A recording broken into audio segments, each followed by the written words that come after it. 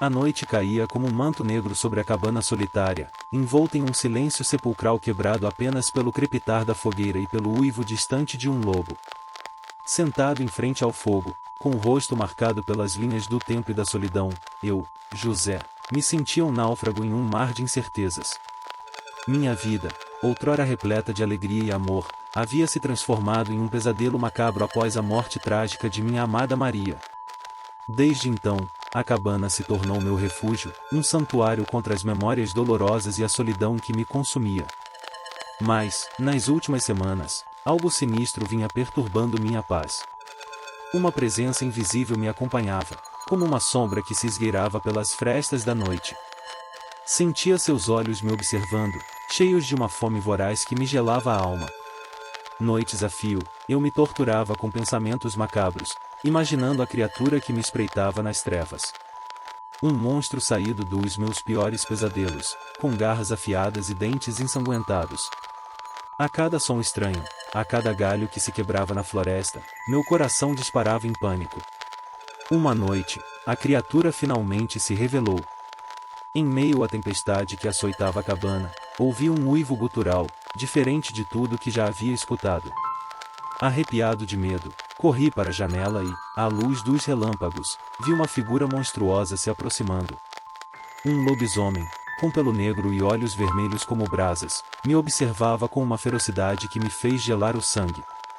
Aterrorizado, fechei as portas e janelas da cabana, me trancando dentro como um animal encurralado.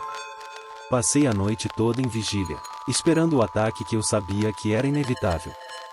Ao amanhecer, exausto e com os nervos à flor da pele, abri a porta da cabana, pronto para enfrentar meu destino. Mas o que encontrei não foi o monstro que eu tanto temia. Ao invés disso, vi a figura frágil e familiar de Maria, envolta em um vestido branco esfarrapado. Seus olhos, antes cheios de amor, agora transbordavam de uma tristeza profunda. Em suas mãos, segurava um machado manchado de sangue.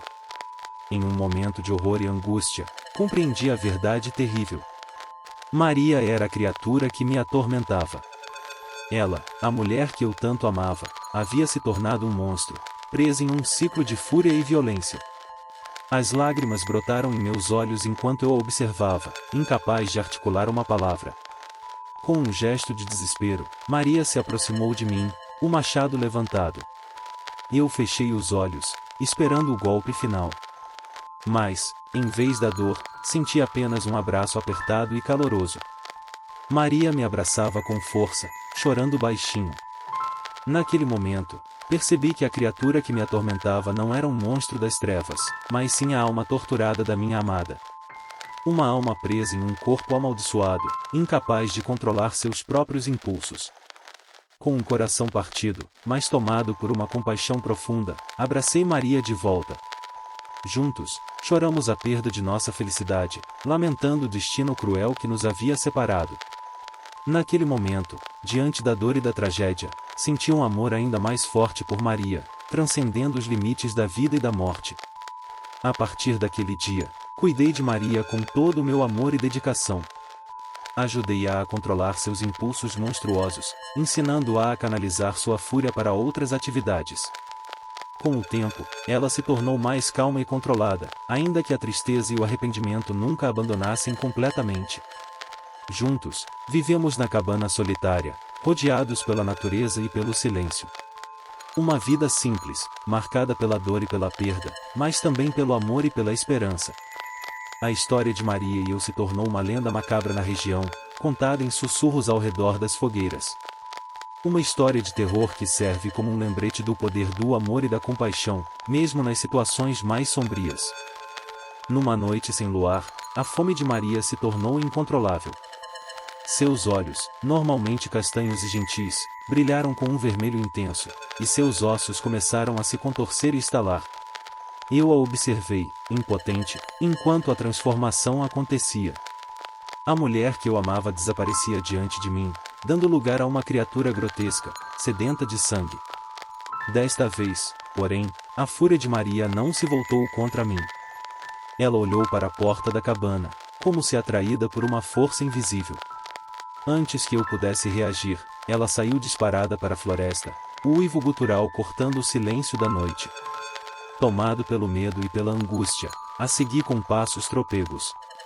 A floresta escura parecia engolir a luz fraca da minha lamparina, criando sombras distorcidas que brincavam com a minha mente. O uivo de Maria ecoava por entre as árvores, guiando-me por um caminho desconhecido. De repente, cheguei a uma clareira. No centro, sob a luz pálida da lua, estava um grupo de caçadores, reunidos em torno de uma fogueira.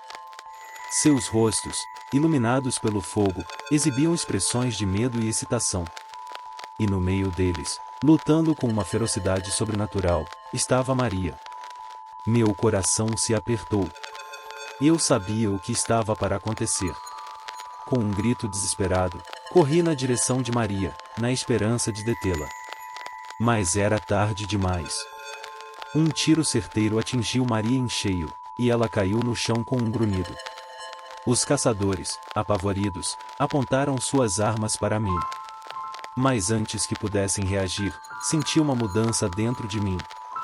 Uma fome primal, insaciável, tomou conta do meu ser. A dor da perda de Maria se transformou em fúria, e meus sentidos se aguçaram. Olhei para os caçadores com olhos que, eu tinha certeza, brilhavam com a mesma fome vermelha de Maria. Um rosnado animalesco escapou da minha garganta, e um sorriso macabro se desenhou em meu rosto. A escuridão da floresta me acolheu, e eu me lancei para a caçada, deixando para trás o eco dos meus próprios uivos se misturando com os gritos apavorados dos homens. Naquela noite, a fronteira entre a vítima e o monstro se dissolveu. A maldição que consumia Maria havia se transferido para mim, condenando-me a vagar pela floresta como a criatura que eu tanto temia. E assim, a história de terror se repetia, em um ciclo macabro de amor, perda e fome sem fim. Anos se passaram desde aquela noite. A lenda do lobisomem amaldiçoado cresceu, aterrorizando os vilarejos próximos. Mas, para mim, o horror transcendia o medo que causava nos outros. Às vezes, em raros momentos de lucidez, consigo vislumbrar fragmentos da minha humanidade. Lembranças de uma vida simples ao lado de Maria, do calor do nosso amor. Porém, esses lampejos são sempre eclipsados pela fome insaciável que me controla. Vagando pela floresta escura, sinto a maldição como uma corrente me aprisionando. O peso da culpa me oprime, a consciência do que me tornei me atormenta. Sou um monstro, sim, mas também sou uma vítima, amaldiçoado a viver um pesadelo eterno.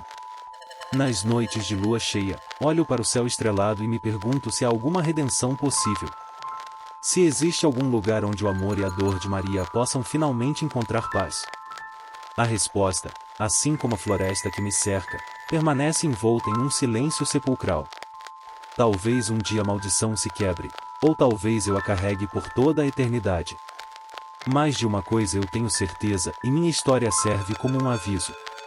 Um lembrete do preço que se paga por brincar com forças além da nossa compreensão, e do amor trágico que pode se transformar em horror.